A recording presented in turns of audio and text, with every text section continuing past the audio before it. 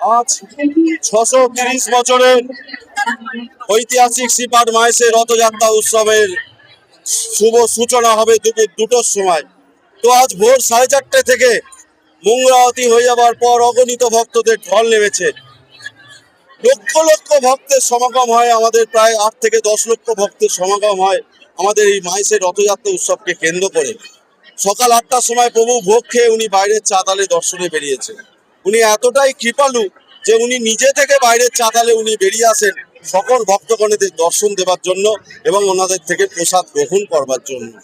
এবং দুপুর 2টোর সময় সূচনা হবে। প্রথম উঠবে আমাদের নারায়ণ শিলা, কারণ উনিই তো নারায়ণ, যুগে যুগে অবতীর্ণ হয়ে আছেন, সত্য যুগে নারায়ণ, ত্রেতায় রামচন্দ্র, তারপরে কৃষ্ণ আর কলিতে উনি জগন্নাথ। প্রথম উঠবে নারায়ণ শিলা, তারপরে উঠবে মা সুভদ্রা, তারপরে উঠবে বলভদ্রদেব এবং তারপরে উঠবে জগতের নাথ, জগতের পিতা পরম পিতা জগন্নাথ দেব।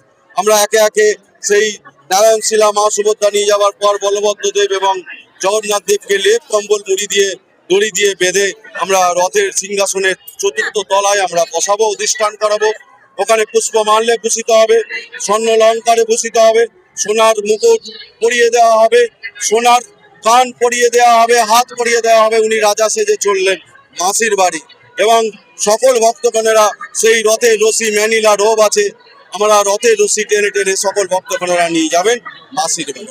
দেখুন, আমার চরম সৌভাগ্য যে আজকে সেই জগন্নাথ বিগ্রহ, প্রভু জগন্নাথ বিগ্রহে স্পর্শ করার সৌভাগ্য আমার হলো। যে জগন্নাথ বিগ্রহ, প্রভুর বিগ্রহ স্বয়ং শ্রী চৈতন্য মহাপ্রভু স্পর্শ করেছিলেন এবং এই মাহেশকে নবনীলাচল আখ্যা দিয়েছিলেন।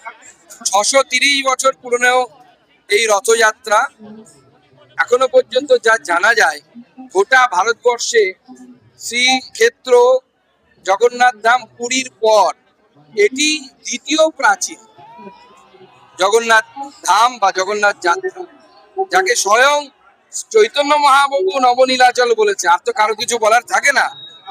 এবং স্বয়ং রামকৃষ্ণ পরমহংসদেব, মা সারদা, গিরিশ ঘোষ, বঙ্কিমচন্দ্র স্বয়ং সবাই এই রথযাত্রায় এসেছেন, রথের দড়িতে স্পর্শ করে পুণ্য লাভ করেছেন। আজকে এই 630 বছরের পুরনো ভারতবর্ষের দ্বিতীয় প্রাচীন রথযাত্রায় এসে আমি নিজেকে ধন্য মনে করছি।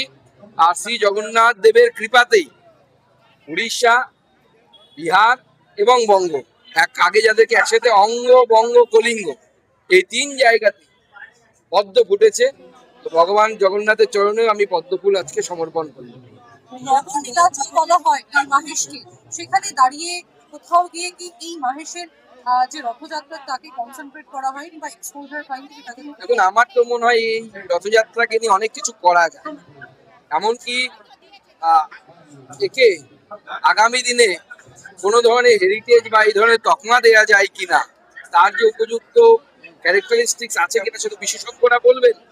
কিন্তু এই মাহেশের রথযাত্রাকে বিশ্বের সামনে তুলে ধরা, বিশেষ করে গোটা বিশ্বব্যাপী শ্রী চৈতন্য মহাপ্রভুর ভক্ত যারা আছে তাদের কাছে তুলে ধরা যদি যায়, তাহলে বিশ্ব পর্যটন কেন্দ্র হিসেবে মাহেশ আগামী দিনে উঠে আসবে।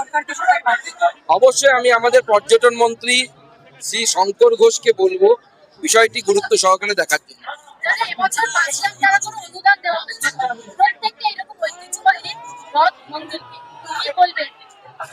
দেখুন, এটা আমাদের সরকার সিদ্ধান্ত নিয়েছে এবং মাননীয় মুখ্যমন্ত্রী শুভেন্দুবাবু এই সিদ্ধান্ত নেয়ার জন্য প্রাচীন রথযাত্রাগুলো অত্যন্ত উপকৃত হয়েছে। এই জন্য আমি প্রথমেই মাননীয় মুখ্যমন্ত্রী শুভেন্দু অধিকারী মহাশয়কে আমি অসংখ্য ধন্যবাদ।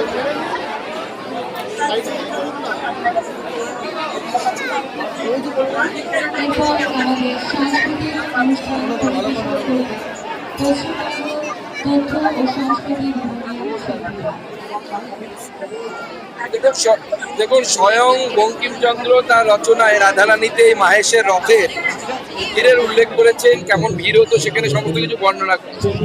অতএব বাংলাতে, বাংলা সাহিত্যে হোক বা আগামী দিনে আমাদের ছাত্রছাত্রীদের যে সমস্ত সাধারণ জ্ঞান বা এসব দেওয়া হয়, তাতেও মাহেশের উল্লেখ থাকা অত্যন্ত প্রয়োজন।